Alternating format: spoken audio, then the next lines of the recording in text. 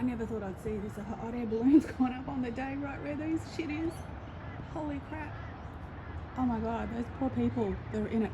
Can you imagine if I was in that? I'd be shitting my pants going, oh no, we're going the wrong way. It's like one of those bad horror movies. No, no, don't go over there. They'll find us. No, keep quiet. Keep quiet. Oh my god. There's only one hot air balloon today. There were 3 yesterday that tried. Only one. And look, that's to show the scale of how big these bloody things are. That is a hot air balloon. It came off down here once again, past those trees just there. It's going to go up higher than this thing. Let's see if anything happens. I hope nothing happens to these poor people in there, or the operator. Oh, he's firing it. He's going, oh, we've got to get higher, quick, quick, quick. It's moving pretty fast. I think he wants to get over this bloody cloud structure, whatever it is. So that answered my question that I was asking yesterday, which a video I never posted because I was like, no, it's just boring shit. Nobody will want to hear me rambling on about crap. But yeah, so that's a scale of, you know, how big these things are and where they are in relation to the ground, and how low they are, I should say, to the ground. Because if a hot air balloon is there, then they aren't up super high. You know, will the hot air balloon go through the cloud? I never thought I'd see this day. It's like, you know, oh, it is, it's going to go for it. Whoa. That would be spooky as. Holy shit. Poor people in the hot air balloon. Oh, it's going right through. Oh, that would creep me out if I was on that hot air balloon. Like I've done hang gliding. Only did that once. I didn't find that particularly enjoyable. You know, because you know, unless you're fully trained, you've got to have someone look after it for you. But I have done skydiving. Once again, I only did that once, but I did the solo. I didn't do the tandem, I did the solo. So you had to do 3 days training. So I'm distracting myself by talking about crap. Yeah, and yeah, you had to do 3 days training because you had to basically learn how to do the arch. You had to learn how to do the altimeter. You had to learn, they had to check also that you had the mental capability not to freak out. Yeah, it's like it's opened and let them go through. Oh, he's firing it up again.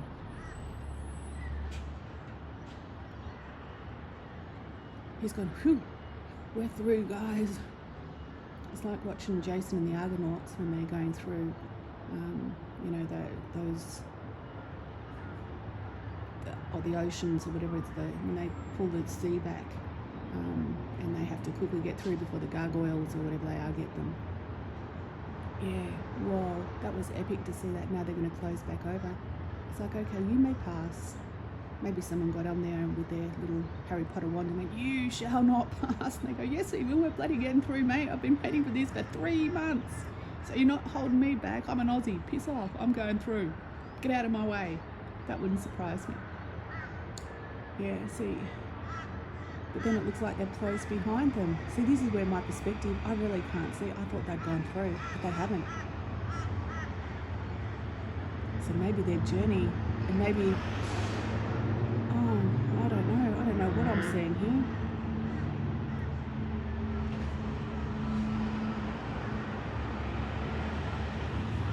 Birds are out and about. It's probably about heading towards 6:30 now. They're just going to go over the top of whatever the hell that was.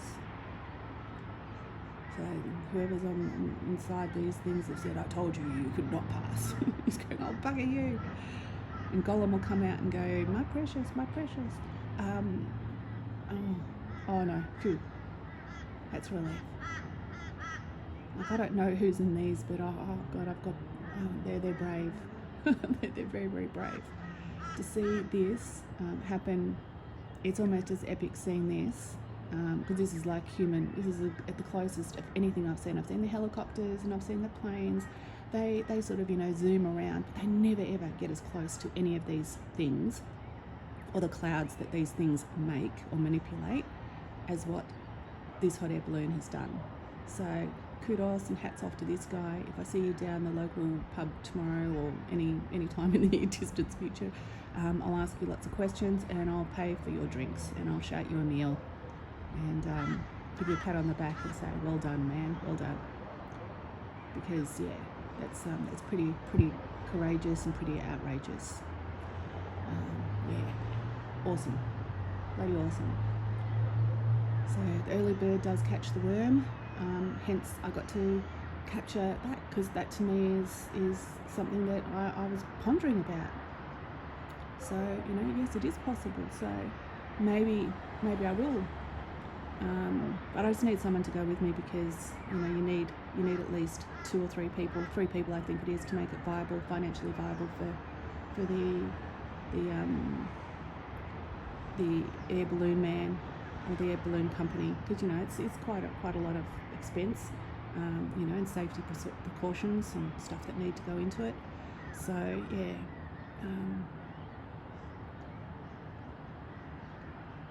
oh, look how far back all the balloons, all of the clouds. I don't know if things move back or whether I just changed my field of vision for a second when my brain tries to readjust or realign, whatever you want to call it. It sort of just makes this mental calculation that this must be closer and that's moved. That's where I find it really, really hard. So while I'm focusing on the hot air balloon, at least my little man that was over here, that didn't want me looking at him, well, looked like a man in the sky anyway, he's gone. But look at all of these. Look at all the markings on here, underneath. You can't tell me that's not metal under there. Can't tell me that's not metal under there. It is. It's a metallic object. What metal it is, and of course we've still got the hot air balloon over here. He's up and away in my beautiful balloon. There he is, he's over there. And so if we come back down to earth, and I'm saying you can't tell me that is not metal. Look at the shine on it. And now they're masking it, they're covering it with whatever it is. Or are they taking the covering off? Because they're all covered out over there. See, that's what they do. They put this layer on. It's like layer upon layer upon layer. And then as the clouds change, or as the daylight changes, so obviously the people's vision will change of them, the stuff either melts or comes off, or is reabsorbed by whatever it is. And they have the vents that shoot the stuff out, and maybe the vents suck the stuff back in and they recycle it. Maybe they're really good at recycling. I don't know. I said, over here, I've joked before, and when I mean jokingly, I'm not in any way, not giving them credit for the technology and the ingenuity that they have, because I'm fascinated by it. But human nature, like the kid that was bullied at school turned out to be the class comedian, because that was the only time that he felt where he was in control of other people's feelings towards him, and he could sort of manipulate their feelings. So I look at it with these guys in pretty much the same perspective, that they're not very good at social distancing because they're very close to each other. You've got some that are so close that they appear to be one object, and then you have others that are miles and miles and miles apart that are really good at social distancing. So that's what I was saying. Oh, look at them, they're not social distancing. Better get the police onto them.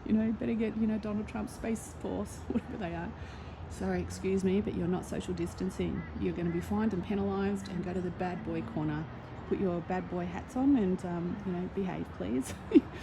So you got to joke, you got to laugh, because if you don't, then life's pretty sad. But so there's 2 there. So we've got, appears to be two, or is it just one with the vent thing open there? That's where it's so bloody hard to tell. I don't know. I don't know anymore. Not that I ever did. But yeah, so the hot air balloon, we might just pan around here quickly. So they're still, and I said, you can't tell me that that's not metal. And there's a marking under it. And if this is SpaceX, then why is he doing all those, excuse my language, all those fucking launches, those bullshit launches? If this is SpaceX up here, then why the fuck is he doing all these bullshit launches and trials and tests of the Dragon if it's already here? And if that's the case, and if people in hindsight look back when Elon Musk goes, oh, well, I'm sorry guys, we've actually been up and about, you know, for ages, but then I'd say, well, you're a bastard, you know, how dare you, not being upfront and honest about things. You're a wanker, and you should have been upfront and honest and tell people. You know, it's like, you know, the people that, see, I don't know what that is. There's some marking there. It's like people that perpetuate the lie about the tooth fairy to their kids. You know, like, you know, there's a certain age when your children need to know that the tooth fairy is a fable. You know, and it's a way to make children understand and accept that, you know, things change in your life, and not to be afraid of them. It's not to instill fear in children, but it also makes children recognise that through pain, you know, you get financial rewards, which, you know, to me is probably worse than the fear factor, because that leaves a child vulnerable for, you know, manipulation, financial manipulation throughout their whole life, where they'll go, oh God, but I'm going to get paid for it, which, you know, money makes things acceptable, which I don't think it does. But then you'd have to be a very materialistic person to have that type of attitude, which I'm not. But yeah, so it's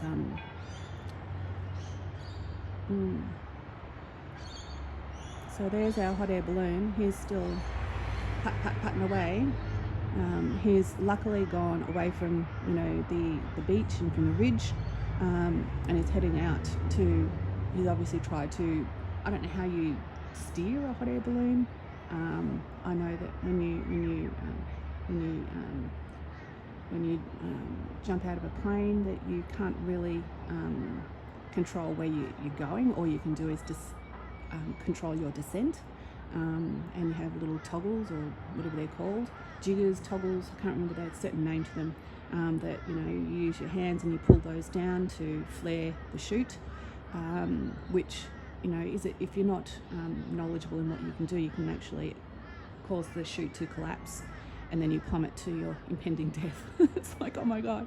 But yeah, so when I did the training, they were like, okay, you've got to practice, you know, pulling the chute, you know, and they tell you how high and at an altitude, and you get on this special sort of, you know, trundle thing, and they spin you around like you're in the sky, and they're are two guys, one on each side, attached to the handles on the side, until it gets to the stage where they release from you, and the guy in the front doing the videoing, and then they release from you and they disappear, because they pull their chutes, and the guy with the camera leaves his chute, because he's the only one that's sort of, you know, face level with you. He's the last one left, because they don't want everybody, you know, deploying their chutes at the same time, so we don't all end up in this tangled mess, and we end up this big down on the ground. So yeah, and then you're supposed to pull the chute and, you know, keep it in your hand, because you know, I did this at Violet Town in New South Wales, over 20 years ago, and they're $50, which was a lot of money back then. $50 per of these, you know, ripcord chutes, cable things. My first instinct as soon as I pulled mine was I flung it. It was gone.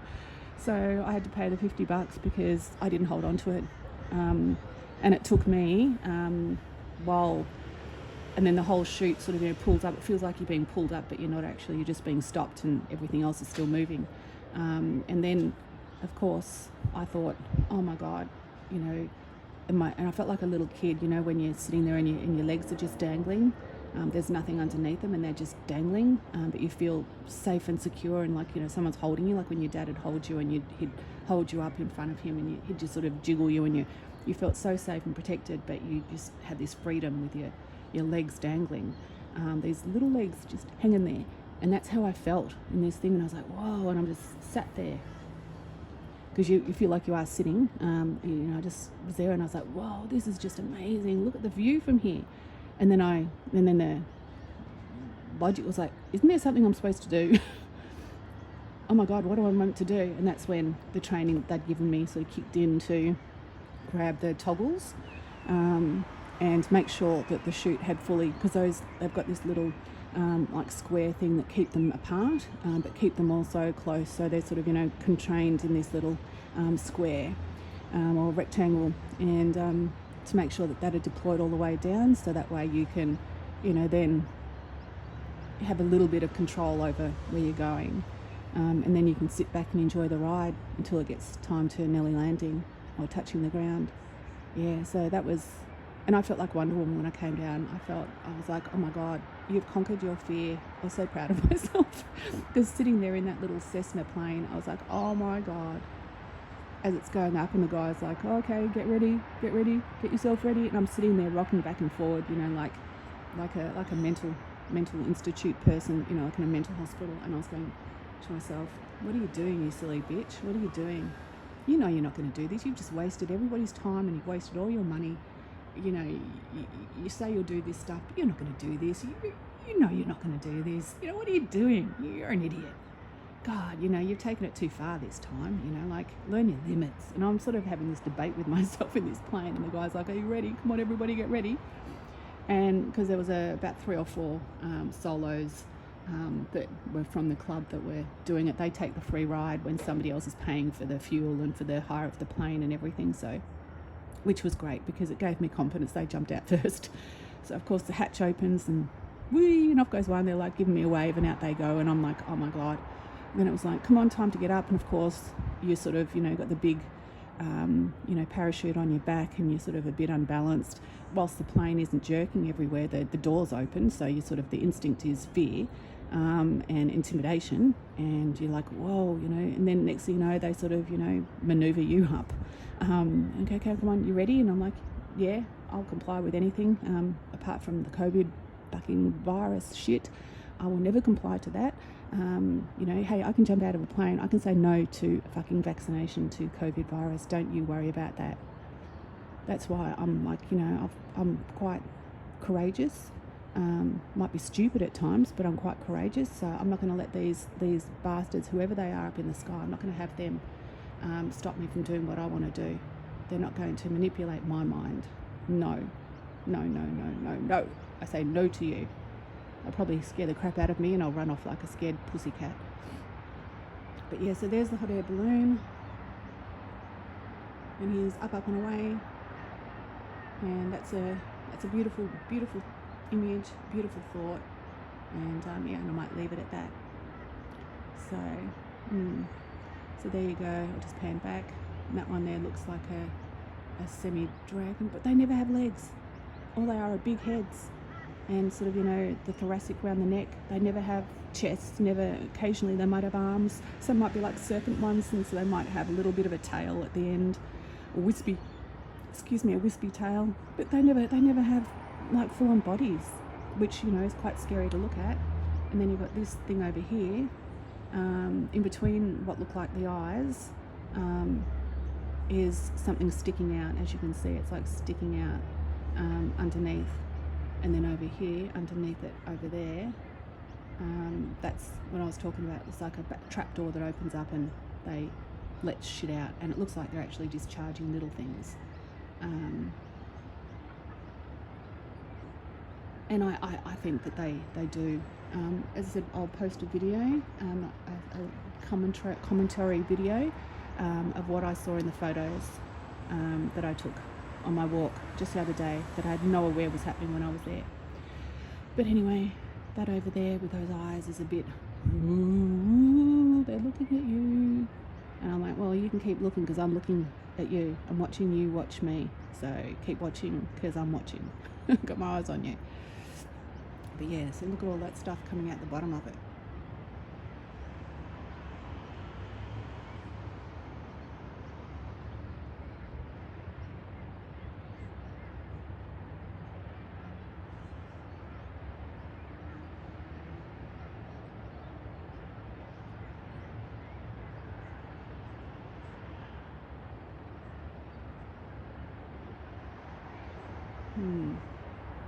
It's goopy as, isn't it? But yeah, it's got something that comes out of the bottom of it. And if I was to slow and turn the video into photos, you'll see that they're tiny little black dots. As to what those little black dots are doing and what they are, hell knows. But the fact that they're right over, and they've pretty much parked themselves now. Yeah, they parked themselves for a little while. And then we've got another one of those discharge ports over there. So if this, as I was saying, if this is Elon Musk with SpaceX, grow some balls, man. Tell your partner, your wife, whatever you want to call her, tell her to, did you see the tweet that he put out? Was it 2 days ago? That song, the turnaround, Bright Eyes, Total Eclipse of the Heart. And he'd put the little dragon or the demon lady M-joys or whatever they are, symbols. So obviously it was a hint to his partner, his wife. I need you now more than ever. If you only hold me tight, we can go on forever. Yeah. So love is like us, whatever how that song goes. And he posted that. He tweeted that out. So follow him on Twitter. And, he's more interesting than Donald Trump, honestly, with the tweets that he puts out. They're like, oh my God. From his, you don't have a soul, you are a soul. And I'm like, you arrogant son of a bitch. To, Total Eclipse of the Heart song, which obviously was a dedication to his wife. And I'm like, whoa, he must have really pissed her off somewhere along the line. She's gone, you rotten little mongrel. He's like, oh, I know what I'll do. I'll show everyone how much I love you. Even though you're a witch, I'll show everybody that I love you. And yeah, that wouldn't surprise me. So if anyone's an Elon Musk fan, prove to me why you're a fan. Tell me why you're a fan. Because I'm sort of in two minds about the man. I think he's extremely intelligent, has way too much, and I've said in the Boring Company video, he has way too much. He knows too much, influences too much, and controls too much. So yeah, one man should not be able to do all of that unless you are either God or the president. It's the only people that should be entitled to do that. But anyway, it's gone on way too long, so I'm going to go now. So have a wonderful day, everybody, and watch out for my video showing my photos, because it might make you want to go back and re-examine. Once again, my challenge is nobody took me up on my challenge, which I can understand why I wouldn't have done it either. But yeah, so go outside, take a photo of a cloud, and if you feel that the cloud's got something amiss about it, then take a photo of it, and and then go back and have a look at, put a few filters on there and see if you see what I see, because if you do, you'll know exactly what I'm talking about. Okay, so see you all later. Let's leave on the hot air balloon. He's still over here. So there he is. Okay, see you later. Bye.